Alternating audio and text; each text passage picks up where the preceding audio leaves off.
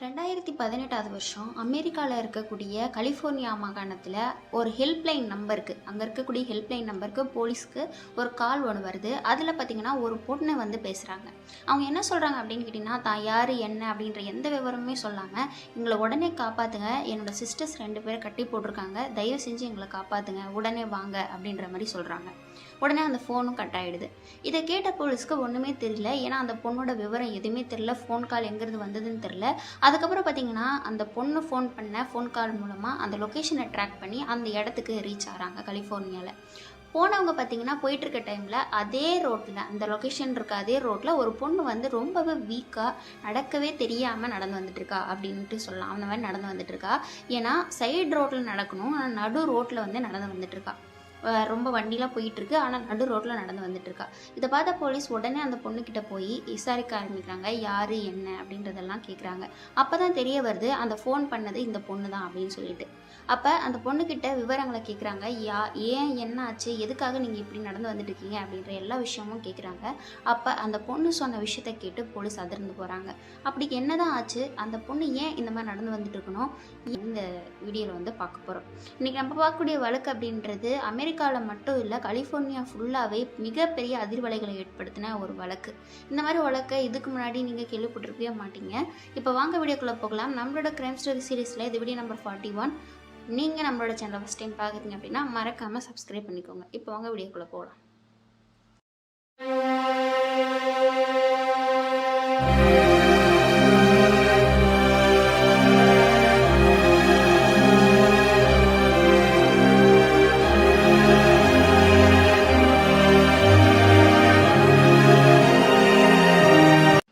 இப்போது ஒரு ஃபோட்டோவை பார்த்துட்டு இருப்பீங்க. அந்த ஃபோட்டோவை பார்த்து நீங்கள் நினைப்பீங்க ரொம்ப ஹாப்பியான ஃபேமிலி அப்படின்னு சொல்லிட்டு. ஆனால் அதுதான் கிடையாது. இந்த ஹாப்பினஸ்க்கு பின்னாடி ஒரு மிகப்பெரிய ஒரு கொடூரம் அப்படின்றது இருக்குது.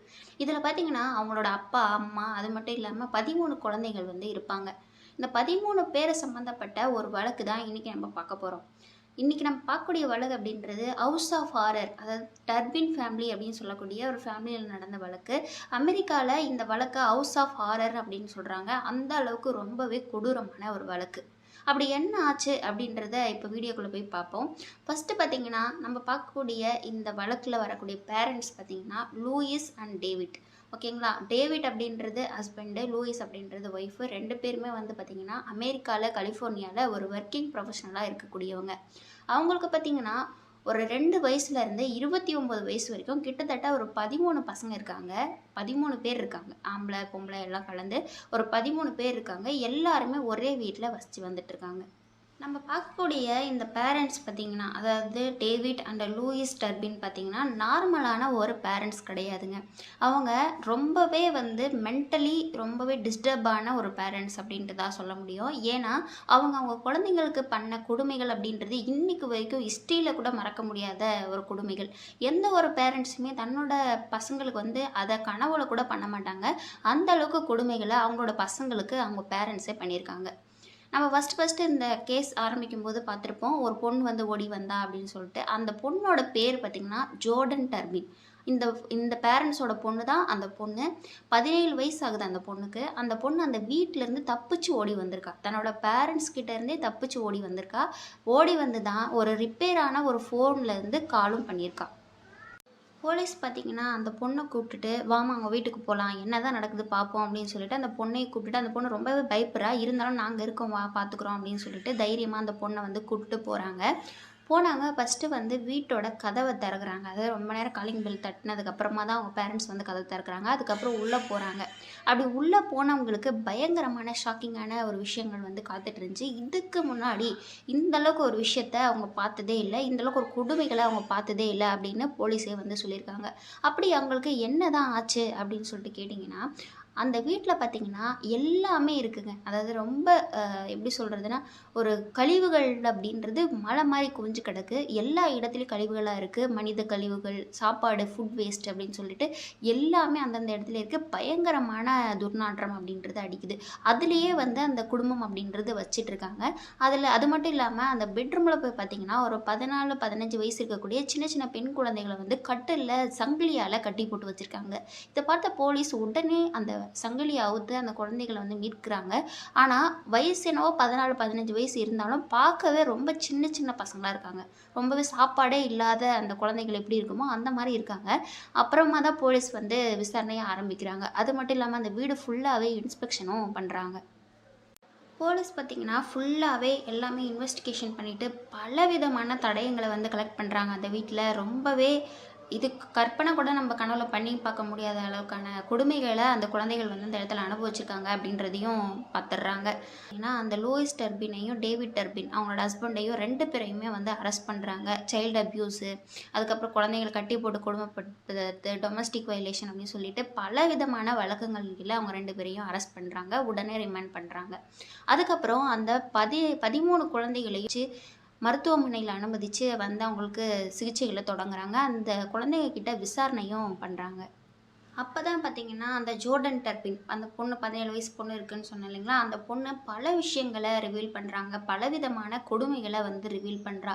அதாவது அவங்க எங்கெங்கே போகிறாங்க, என்ன பண்ணுறாங்க அப்படின்ற எல்லா விஷயமும் சொல்கிறா. அவங்களோட பேரண்ட்ஸ் எப்படி அவங்கள கொடுமைப்படுத்துனாங்க அப்படின்ற விஷயத்த எல்லாத்தையுமே சொல்கிறா. ஃபஸ்ட்டு பார்த்திங்கன்னா அவங்களுக்கு 2 வயசுலேருந்து 29 வயசு வரைக்கும் குழந்தைகள் இருக்குதுன்னு சொன்னேன் இல்லைங்களா, அதில் அந்த 29 வயசு பொண்ணு பார்த்திங்கன்னா பார்க்குறதுக்கு 12 13 வயசு பொண்ணு மாதிரி தாங்க இருக்கா. ஏன்னா அந்த அளவுக்கு ஒரு மால் நியூட்ரிஷன் அந்த பொண்ணு ஆளாயிருக்கா. அதாவது ஃபுட்டே கொடுக்காம ஒரு நாளைக்கு ஒரு டைம் தான் உணவு அப்படின்றது கொடுத்துருக்காங்க. 13 குழந்தைகளுக்குமே ஒரு நாளைக்கு ஒரு வேளை தான் உணவு. அது மட்டும் இல்லாமல் அவங்க அந்த கழிவுகள்லையே படுத்து தூங்கணுமா. ஒரு சில டைமில் வந்து காலையில் எழும்போது எங்களால் மூச்சு கூட விட முடியாது, அந்த அளவுக்கு ரொம்பவே அழுக்காக இருக்குது வீடு, அந்தளவுக்கு எங்களால் மூச்சு விட முடியல அப்படின்ற அளவுக்கு அந்த பொண்ணு சொல்லி அழுதுருக்கா. இவங்க எதனா வந்து வெளியே சொல்லிடுவோம், இல்லை நாங்கள் வெளியே போனோம் அப்படின்ற மாதிரிலாம் அடம் பிடிச்சா உடனே அடி உத அவங்களுக்கு அந்தளவுக்கு வந்து அடி அப்படின்றது விழுமா. அவங்க அம்மா வந்து பார்த்திங்கன்னா நார்மலாலாம் அடிக்க மாட்டாங்களாம்மா, ரொம்பவே கொடுமையாக அடிப்பாங்களாம், ரத்தம் வர அளவுக்கு அடிப்பாங்களாம். இதனாலேயே அந்த குழந்தைகள் வந்து வெளியே போகிறதுக்கு யார்கிட்ட பேசுகிறதுக்குமே ரொம்பவே பயந்துட்டு இருக்காங்க. வெளி உலகம் எப்படி இருக்கும், மனுஷங்க எப்படி இருப்பாங்க, போக்குவரத்து எப்படி இருக்கும், எதுவுமே அவங்களுக்கு தெரியாது. ஒன்றுமே அவங்களுக்கு தெரியாது. வெறும் அந்த வீடு, அந்த வீட்டுக்குள்ளே இருக்கக்கூடிய அவங்க பேரண்ட்ஸ், இது மட்டும்தான் அவங்களுக்கு தெரிஞ்ச விஷயமா இருந்திருக்கு. குழந்தைகளை பார்த்திங்கன்னா ஃபிசிக்கலாகவும் மென்டலாகவும் ரொம்ப சைக்காலஜிக்கலாகவும் ரொம்பவே அவங்க வந்து கொடுமைப்படுத்தியிருக்காங்க அப்படின்னு தான் சொல்ல முடியும். ஒரு பேரண்ட்ஸாக இருந்துக்கிட்டு இந்தளவுக்கு வந்து கொடுமைகளை அந்த குழந்தைகளுக்கு வந்து அவங்க கொடுத்துருக்காங்க. மென்டலாக பார்த்திங்கன்னா அந்த குழந்தைகளில் ஒரு குழந்தை வந்து ஏதோ ஒரு தப்பு பண்ணிருச்சு அப்படின்னு சொல்லிட்டு அந்த பொண்ணு வளர்த்த பூனையை கொண்டு போயிட்டு நடு ரோட்டில் போட்டு நாய்களை விட்டு அந்த பூனையை வந்து சாப்பிட வச்சுருக்காங்க. அதை வந்து அந்த பொண்ணையும் பார்க்க வச்சுருக்காங்க. இது எந்தளவுக்கு ஒரு கொடுமையான ஒரு விஷயம் அப்படின்றது யோசிச்சு பாருங்கள். இந்த காலகட்டத்தில் அது ஒரு 2018 வருஷம், ஒரு 20ஆம் நூற்றாண்டில் இந்தளவுக்கு வந்து ஒரு பேரண்ட்ஸ் கொடுமைகளை பண்ணுவாங்களா அப்படின்ற அளவுக்கு இது இருக்குங்க. அப்புறம் பார்த்திங்கன்னா அதனாலேயே அந்த பொண்ணு மென்டல் அளவில் ரொம்பவே பாதிக்கப்பட்டதாகவும் அந்த பொண்ணு வந்து வாக்குமூலம் கொடுக்குறா. இதெல்லாம் போலீஸ் வந்து விசாரிச்சுட்டே வராங்க. சரி நீ எப்படிம்மா தப்பிச்ச அப்படின்னு சொல்லிட்டு கேட்கும்போது தான், இந்த தப்பிக்கிறதுக்காக கிட்ட ரொம்ப நாளாக வந்து நான் பிளான் பண்ணிகிட்டு இருந்தேன். என்னோடய சிஸ்டர்ஸ் பிரதர்ஸ் கிட்டத்தெல்லாம் ஹெல்ப் கேட்டேன். ஆனால் அவங்க எல்லாருமே ரொம்பவே பயப்படுறாங்க.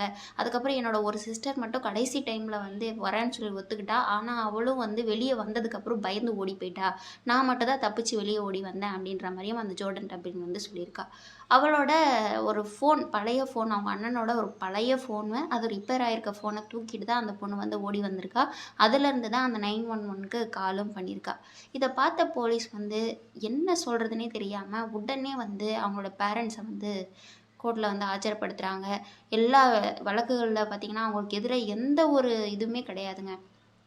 அவங்க தப்பிக்கிறதுக்கான எந்த ஒரு பாசிபிலிட்டியுமே கிடையாது அவங்களோட பேரண்ட்ஸு.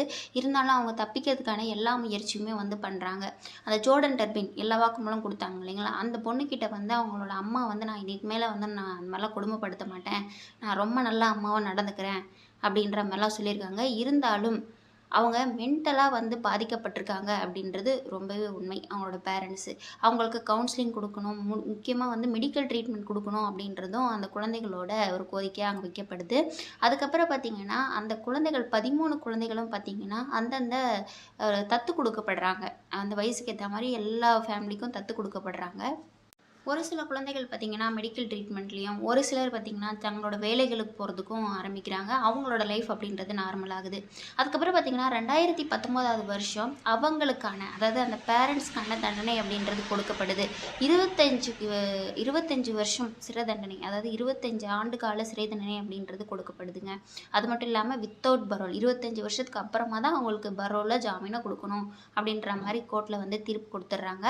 அதுக்கப்புறம் அந்த பேரண்ட்ஸ் பார்த்தீங்கன்னா, இப்பயும் வந்து ஜெயில்ல தான் இருந்துட்டுருக்காங்க. அந்த குழந்தைகள் பார்த்தீங்கன்னா, நார்மலா அவங்களோட லைஃப்ப வந்து லீட் பண்ண ஆரம்பிச்சுட்டாங்க. தப்பிச்சு வந்து அந்த அளவுக்கு கொடுமையிலேருந்து தப்பிச்சு வந்து அவங்களோட லைஃப்ப லீட் பண்ண ஆரம்பிச்சுட்டாங்க.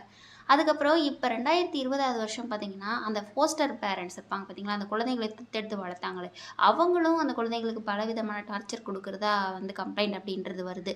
அதுக்கப்புறம் அவங்களுக்கும் தண்டனை அப்படின்றது கொடுக்கப்பட்டிருக்கு. இந்த வழக்கு வெளிய வர்றதுக்கும், எங்களுக்கு ஜஸ்டிஸ் கிடைக்கிறதுக்கும் காரணமான அந்த ஜோர்டன் டர்மின் அப்படின்ற அந்த பொண்ணு பார்த்தீங்கன்னா, தன்னோட லைஃப்ப வந்து ரொம்பவே ஜாலியா அதுக்கப்புறம் லீட் பண்ண ஆரம்பிச்சிருக்கா. பல்வேறு விதமான சேனல்ஸ்க்கு வந்து இன்டர்வியூஸ் குடுத்துருக்கா. எந்த மாரிலாம் அவங்க கொடுமைகள அனுபவிச்சாங்க, எப்படிலாம் அவங்க பேரண்ட்ஸ் வந்து அவங்கள துன்புறுத்துனாங்க. இன்னும் நான் பல விஷயங்கள வந்து இதில சொல்லவே கிடையாதுங்க. அதெல்லாம் வந்து சொன்னா நம்மளுக்கே வந்து அருவருப்பா இருக்கு அப்படின்னு தான் சொல்ல முடியும். அந்த அளவுக்கு வந்து அந்த குழந்தைகள் வந்து டார்ச்சர் அனுபவிச்சு வெளியே வந்து இப்போ நார்மலான ஒரு லைஃப்பை வந்து லீட் பண்ணிட்டு இருக்காங்க. இப்போ அந்த பொண்ணு பார்த்தீங்கன்னா, பல்வேறு மோட்டிவேஷனல் ஸ்பீச்சஸும் வந்து குடுத்துட்ருக்காளாம். உங்களோட சிப்லிங்ஸ் கூட உங்களோட ரிலேஷன்ஷிப் எப்படி இருக்குது அப்படின்னு சொல்லி கேட்டதுக்கு, நாங்கள் இந்த அளவுக்கு ஒரு கஷ்டத்தை தாண்டி வந்ததுக்கப்புறம் நாங்கள் ஒருத்தர் எப்பவுமே விட்டு கொடுக்க மாட்டோம் அப்படின்னும் அந்த பொண்ணு சொல்லியிருக்கலாம். நீங்கள் இந்த வழக்கை பற்றி என்ன நினைக்கிறீங்க? அந்த பேரண்ட்ஸை பற்றி என்ன நினைக்கிறீங்க? ஒரு பேரண்ட்ஸ் அப்படின்றவங்க அதாவது மனதளவில் பாதிக்கப்பட்டிருக்காங்க அப்படின்னா, அவங்களோட ஒரு சில செய்கைகளை வச்சே நம்ம கண்டுபிடிச்சிடலாம். ஆனால் அந்த 13 குழந்தைகளும் ரொம்பவே கஷ்டத்தை வந்து அனுபவிச்சிருக்காங்க. குழந்தைகளா இருக்கிறதுனால அவங்களுக்கு எதுவுமே தெரில அப்படின்னு தான் சொல்ல முடியும். நீங்க என்ன நினைக்கிறீங்க இந்த வழக்க பத்தி? நீங்க இதுக்கு முன்னாடி இந்த வழக்க பத்தி கேள்விப்பட்டிருக்கீங்களா? அந்த 13 பசங்கள பத்தி என்ன நினைக்கிறீங்க? அந்த பொண்ண பத்தி என்ன நினைக்கிறீங்க? தைரியமா தப்பிச்சு வந்த பொண்ண பத்தி. எல்லாத்தையும் இங்க வந்து கீழ கமெண்ட் பண்ணுங்க. நம்மளோட கிரைம் ஸ்டோரீஸ் வந்து நெறைய வந்து நான் போடணும்னு ஆசைப்படுறேன். டைம் இல்ல. என்னால முடிஞ்ச வரைக்கும் நான் வந்து அப்டேட் பண்றதுக்கு ட்ரை பண்றேன். மத்த கிரைம் ஸ்டோரீஸும் நம்மளோட சேனல்ல வந்து போய் பாருங்க. கண்டிப்பா உங்களுக்கு அதுல ஏதாச்சும் ஒரு தகவல் அப்படின்றது தெரியும். இதில் நம்ம பார்க்கக்கூடிய ஒரு விஷயம் அப்படின்றது, தைரியமாக நம்ம எது ஒன்றையும் பண்ணால் மட்டும்தான் அதுக்கு தீர்வு அப்படின்றது கிடைக்கும். அந்த பொண்ணு பயந்துக்கிட்டு இன்னும் வீட்டுக்குள்ளவே இருந்திருந்தா, இப்பயும் அவங்க அங்கே தான் இருந்திருப்பாங்க. தைரியமாக வெளியே தப்பிச்சு வந்ததுனால தான் அந்த பொண்ணுக்கு தீர்வு அப்படின்றது கிடச்சிச்சு. அத்தனை குழந்தைகளுக்கும் ஜஸ்டிஸ் அப்படின்றதும் கிடச்சிச்சு.